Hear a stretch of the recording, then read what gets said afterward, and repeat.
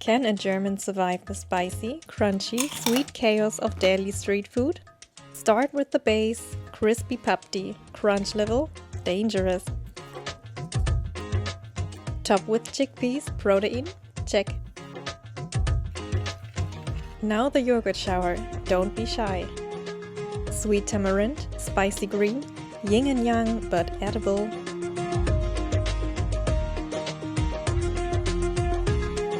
Basically, edible confetti. Look at this chaos, it's art, messy, beautiful art. Crispy, tangy, spicy. I don't know what's happening, but I love it. Take your Indian friend and make this, or better, invite them to make it for you.